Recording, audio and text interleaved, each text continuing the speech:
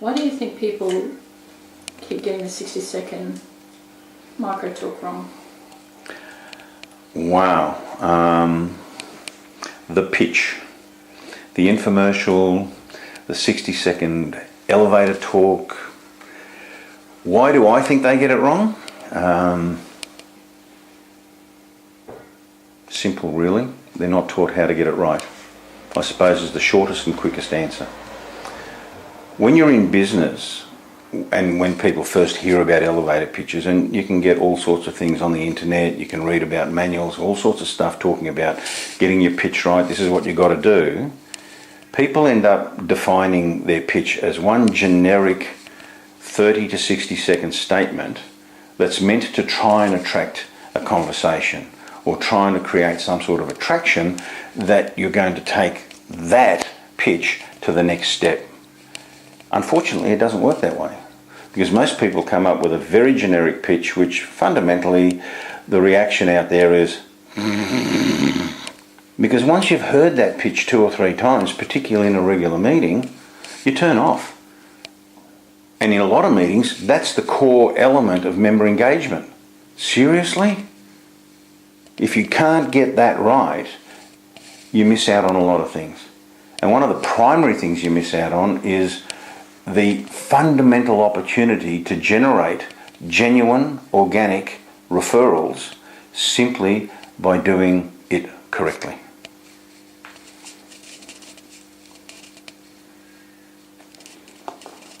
So why do you think the 60-second pitch is so significant?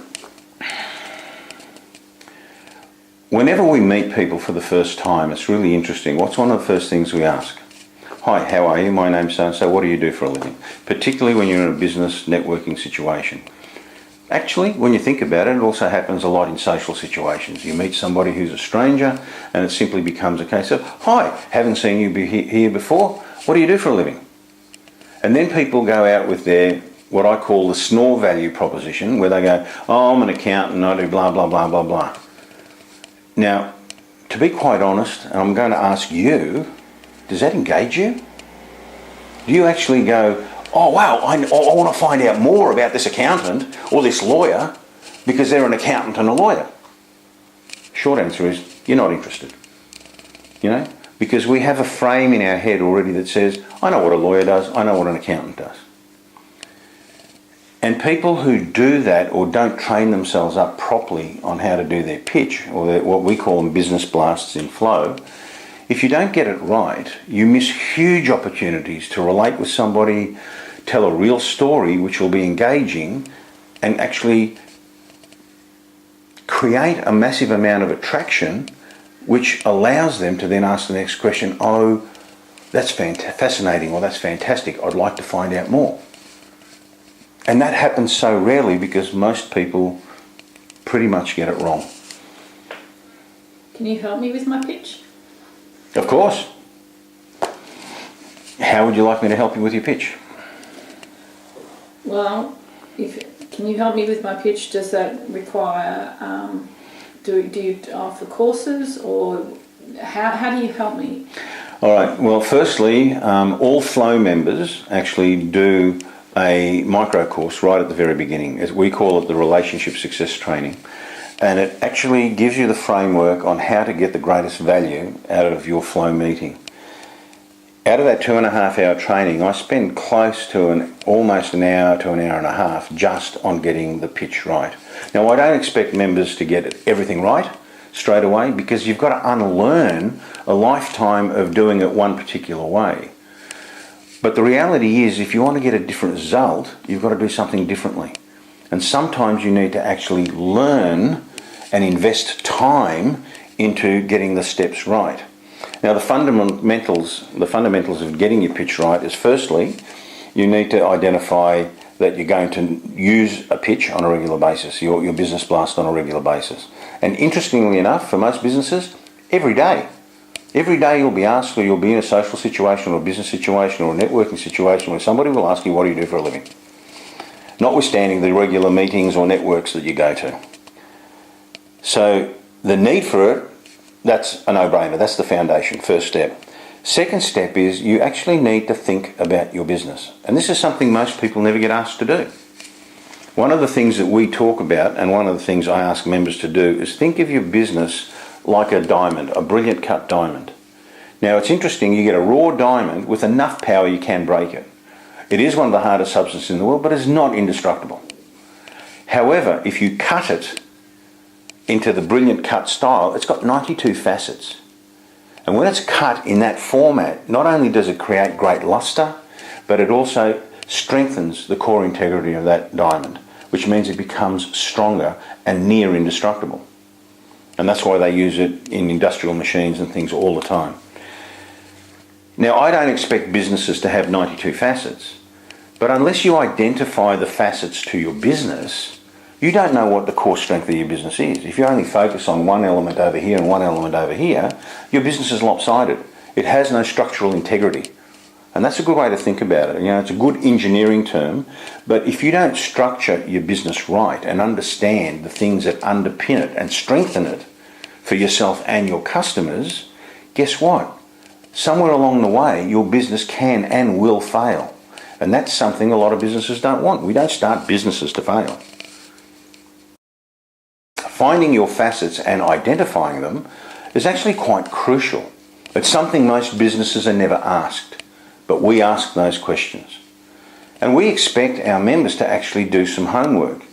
Now, sure, if you've been in business 10 years, 20 years, 15 years, you might think, well, why would I want to do that? Okay, I've got a better question for you. Two questions actually. One, do you want to increase your business by a minimum of 20% a year? Short answer to that one is usually yes. Secondly, if you actually understand your business better, you'd probably do better than 20% increase in your business. True? Answer to that one is yes. So if you then start stepping back a little bit, moving away from the production side of your business, i.e. stop working in your business and start working on it, then you have the opportunity to actually ask better questions and relearn some fundamental skills which will rebuild the foundation for your business and make it stronger. So once you identify your facets, because that's step 2, then you need to create a business blast or a pitch or whatever people call it for each and every facet. Now people say, oh yeah, that's too hard. Well, I said, well, no, it's not. If you think about it. Firstly, each facet is actually a feature of your business. Now, when most people give a talk or when most people do their pitch, listen to what they're saying. And the fascinating thing is, all you hear are the features of their business. That doesn't sell anybody. That doesn't incite anybody to excitement to want to continue the conversation. But if, on the other hand, you create a pitch for a facet that's actually all about the benefit to you as to why that feature's great, that's a different story. All of a sudden, you can take elements of your business, educate the person you're talking to about an element of accounting that nobody would have ever thought of. And then all of a sudden they go, holy heck, I had no idea you did that. I think we need to talk because nobody's ever explained that to me before. I've never understood that. I've never understood how I can improve my tax position simply by getting some simple tweaks right. And now you're telling me you can do that? That's powerful. Then once we do that, then we go into who is your client? Because now that you've got your facets sorted out, so you know what the features you're going to be talking to, the benefits that are going to explain those features, you need an audience. But you don't just need any audience. If you want to get great value out of what you do, you need to make sure that you're talking to the right people. You're potentially A-type client, or as we call it, avatar. Because once you're talking to the right person, a number of things will happen. One, they're going to be more receptive. Two, they're going to have a similar, if not equal, value system to you, because that value proposition is important. And the other thing is that they become great clients. When they ask a question or if they have a problem, they're just as likely to come up with one or two possible solutions. They will work with you in a partnership. And that's what really good clients do.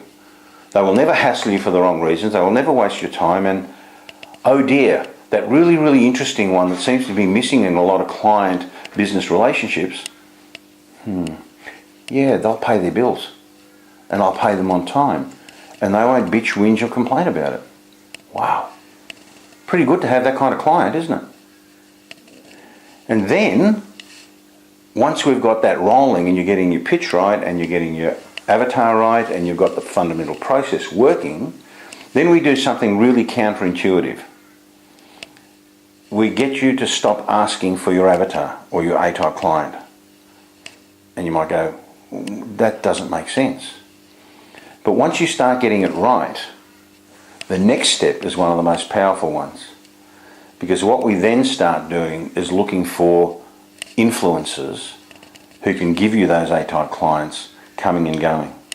So you're actually spending time building a relationship with somebody far more powerful than just a client, but somebody that will become like a de facto business partner in a way, where you can help them and they can help you, and you can cross-pollinate with clients and ideas and business, and it happens naturally and organically. Because one thing I've learned over the years, I would rather spend an enormous amount of time building 3 relationships with 3 key influencers than every year trying to build 20 or 30 relationships with potential clients.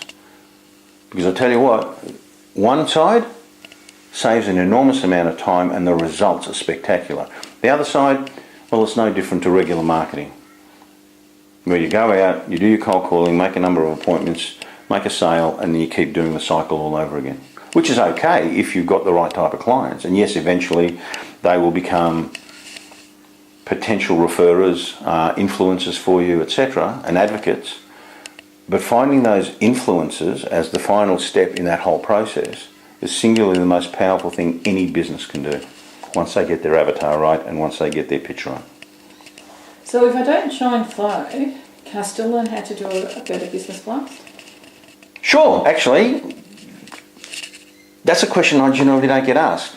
And basically most people wonder, do I have to join Flow to improve my pitch, my 60 seconds or whatever you want to call it? Yes, you can. One of the things I've discovered is that it is a critical element to any kind of networking, and every business needs to learn this. So what I've done is I've actually created a full day course just on that, how to improve your pitch, and we spend all day dissecting, looking at your avatar, but dissecting how to do the pitch correctly. And the great thing about it, particularly in the morning, you'll give me your pitch, what you think is your pitch, and I'll keep throwing back at you my version of it. And in that, we'll create the template that's going to work for you to be able to create the right pitch every single time as you develop your business. And we actually have an interesting guarantee for that one too, which I didn't come up with. I will say that. One of my best friends and one of my mentors came up with this, and this is the guarantee. If you do the full day course on how to get your business blast correct, if you get it half right, we guarantee that you'll get 2 to 3 top clients within the first 6 months. And if you don't, we'll happily give you your money back. So think about that. Even if you get it half right, you'll end up getting a spectacular result. Something to think about.